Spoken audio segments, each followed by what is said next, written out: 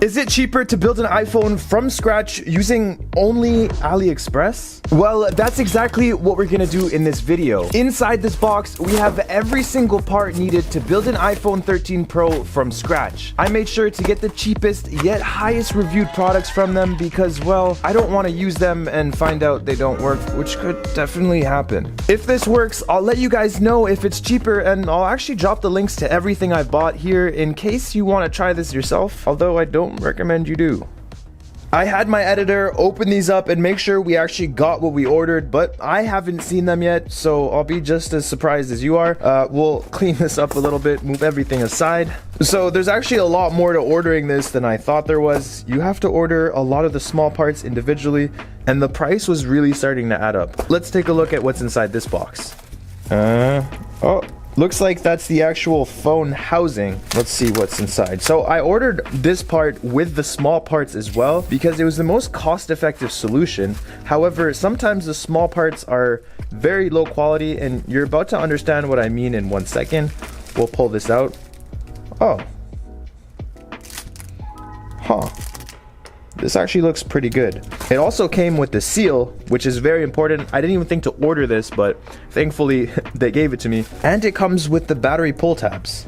That's nice of them. Let's take a look at the actual housing. By small parts, I basically just mean the loudspeaker, the charging port, whatever antennas are here, wireless charging coil, the flash, and some more antennas up there. All this stuff, if you were to buy individually, would cost so much more. So buying this as one whole piece is the most cost-effective thing to do, and it's also less work for me. We'll take this out. So when you buy stuff from AliExpress, they always come with weird stamps, and they also come with stickers. But underneath the sticker, oh my god, it's Taptic Engine. This is a trademark of Apple, I believe, so they have to cover it. They also do the same thing on the back. The Apple logo is covered, but it is there.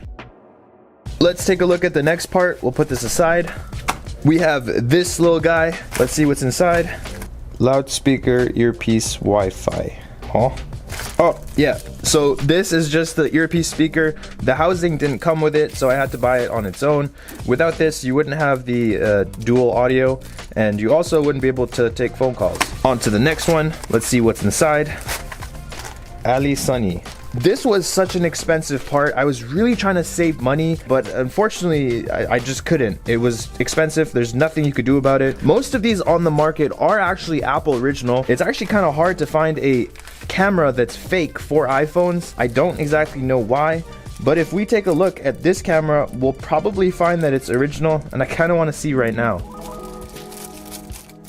Well, I kind of want to keep that on because I don't want to get dust and debris in this one. Let's put that back. So to check if this is original, we can actually just kind of lift up the flex cable, and voila, you can see there is an Apple logo there. So that one's original. There's obviously 3 cameras here, so there's going to be more than one flex cable. Let's take a look at the other one, and very hard to see. You can see the reflection of the metal. There's another Apple logo there. So all original parts here. Good job. Still cost me a lot of money though. This is, the most important part of the phone, the motherboard. But it's not just the motherboard, it's also, I honestly forgot to buy the screws, but the motherboard set came with them, so thank God. We also have the bottom piece screws that are pretty important, not gonna lie. And we have another seal. We have trash tools. I hate these. I don't know why they always come with them. They're terrible. Don't use these. They will make you want to smash your head in whatever meme we have available. Now let's take a look at this. You can see this comes with the front camera. Why does this come with the front camera? Well, obviously Face ID. Apple serialized Face ID, so to get that working, you obviously need the corresponding components, which in this case is the front camera. We have the dot projector, the infrared camera. These two come together so that you can still have Face ID, and well, I hope that this is even working. The reviews were pretty good, so hopefully it is. The board actually looks fine. Let's get a closer look here. This was probably the most expensive part of this all. We do have some stickers on here and some writing, so I'm sure some repairs have been made to this board before. Unsure of the extent. However, a good sign is that all the protective coatings on the board are still there. So this is a bigger box. Hopefully it's a good one. Oh, it's the OLED display. AliExpress has a variety of displays up for display, but a lot of them don't look that great. So I just went for the cheapest one that I could find that is an actual OLED, not an LCD. Again, crappy tools, nobody needs that. Let's take a look at this display. So a few things we're looking for is how big the chin is, how the display looks, how the chips look on the display, how the flex cable looks. There's a lot when it comes to displays, and it's actually really hard to find a good quality display on the market, especially on AliExpress. Yeah, I don't like what I'm seeing here. So we have a weird chip over here. It says Lattice. I think that is used to grow eyelashes, but we also have OLED on the flex cable. This flex cable appears to be aftermarket. Sometimes they actually take original Apple flex cables and then put them on their displays. The actual display itself seems to be a bit thicker than what I'm used to seeing. Not really a good sign when you're buying a display. You want to avoid displays like this for the most part, but I'm on a budget. We'll know when we actually turn this on, but you can see that, yeah, the bezels look larger than what I think they're supposed to look like. My biggest concern is whether the display works, because the defective rate on these displays is just insane. What is this? This is obviously the battery. We'll take a look. Oh, okay, interesting. Oh, that's actually really nice. So this battery looks exactly like the Apple original battery. Very cool. And it also comes with the forbidden cheese on the back. Hopefully this works. It looks great and looks Apple original, so we probably won't have any issues with the battery. Oh, what the hell? More seals. Thank you, China. This is the proximity and ambient light sensor. This didn't come with the display. We had to buy it on its own. Pretty expensive for what it is, but it's just, you can't get around this. You need this, so we'll put this aside. And I think we're almost done here. We have the LiDAR sensor. These are actually serialized, and you do lose some features when you replace it with a non-original one, but it's nothing crazy, and most people don't even notice. We'll put that aside. And the last one. What? It looks like we're done. Let's start building this phone. So a few things we want to look for on the housing before we start building anything is whether it's not. So there is supposed to be a little nub here for the SIM ejector tray. Basically it pushes on the board and then pops out the SIM tray, but it's not there. Let's see if we have it in here. And looks like it's right over there. So we're gonna take this with our tweezers. A lot of people install housings and they forget this, and then it's just awkward because you're stabbing the SIM ejector hole and nothing's happening. Now it's in there, and look, when I put something in the SIM tray, it pops out, and then the board's like, okay, let's pop out the SIM, and that's how that works. Next up, honestly, I'm a little bit worried because I have no screw chart or anything of the sort. So putting the screws in this is going to be we're gonna take the board and we're gonna take the battery. I want to kind of visualize what I need to do first here before I actually do it, so I'm not wasting any time. I think before we do anything, we should probably install the LiDAR sensor because that goes under the camera. So let's do that. We're gonna take our LiDAR and we're gonna place it over here. Now, to the best of my knowledge, there is a plate that goes over the LiDAR usually to hold it down, and unfortunately the screws that we got didn't have everything, so we had to wait and purchase more screws again. They came really fast, surprisingly, and they weren't expensive at all. This has all the shields that we need. This one doesn't. Let's find the LiDAR shield first. These are actually called cowlinks, I believe, but nobody likes calling them that, so I probably won't. And this looks like it could be it.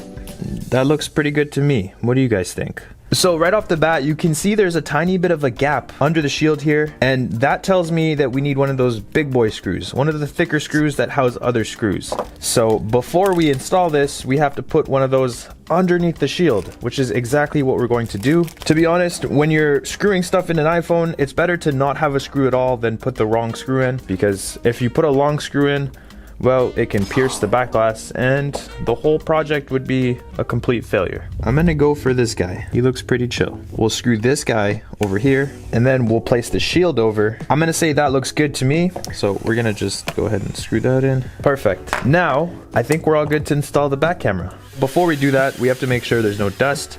And now we're going to put the cameras down. Nice. Now we can install the shield. It looks like we're missing another one of those bigger screws, so we're gonna have to find another one. I'll just grab this guy, he looks good enough, and we're going to put him over here. If you think you're good at repairing phones, you should try this. It's a challenge. That all looks pretty good. Finding the correct screws for the right slots was very difficult to say the least. I did find out later though that Apple has a screw chart available for their iPhones online. Why did they black out their own logo though?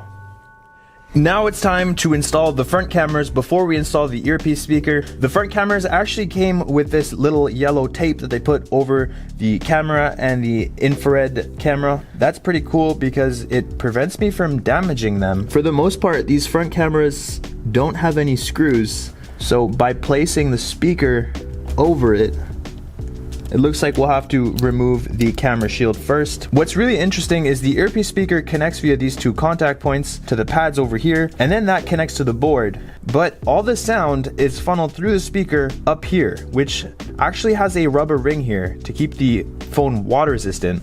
And that rubber ring connects to the housing over here. There's a little cavity, and all the water, if you were to submerge this phone into water, would go in the speaker and wouldn't leave the speaker. We're going to insert the earpiece speaker, and perfect. It looks like it is holding down the front camera, so we have nothing to worry about. We have to find screws for the earpiece speaker. We'll just pick out some ones that we think are appropriate.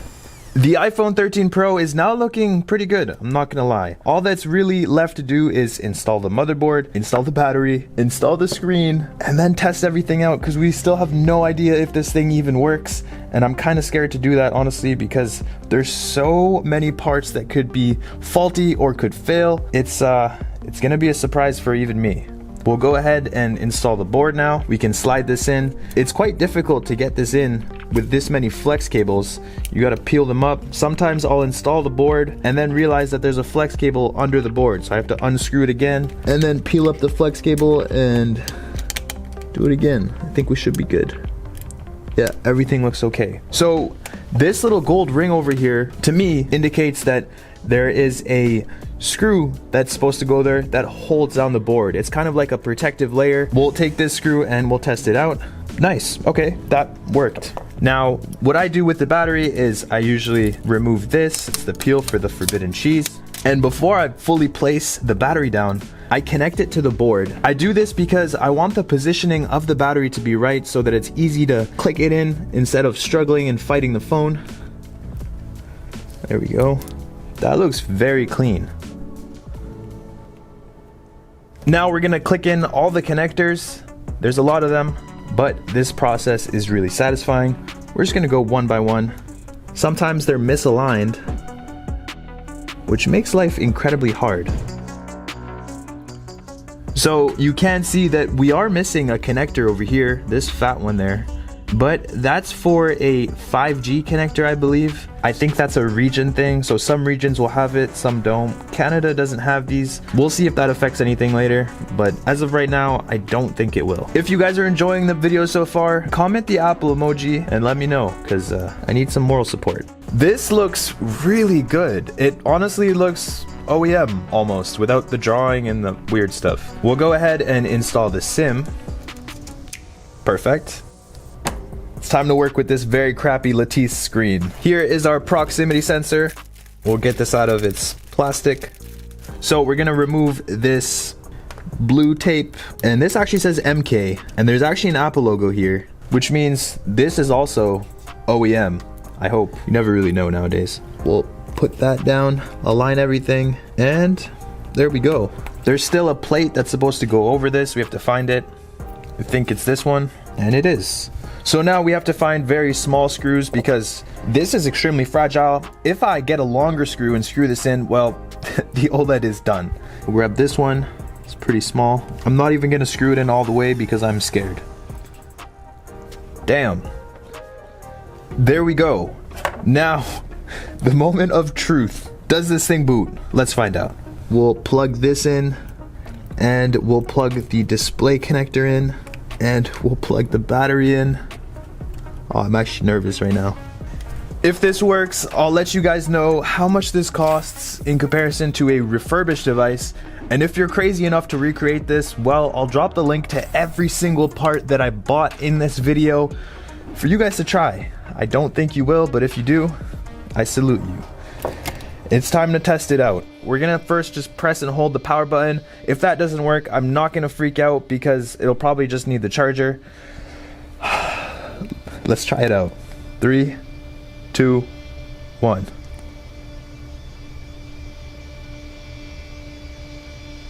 Oh, okay. That's the Apple logo. That is the Apple logo. There's still so much to test. Oh my God. It booted. It's on. It says Beijing. That's how you know it's from China, but it is on. That is insane. No SIM available. That's a good sign. Damn. We know that the screen works, but do we know that everything else works? Not yet, but we will very soon. Let's go ahead and hit the flash icon, and we already ran into our first problem. What the hell?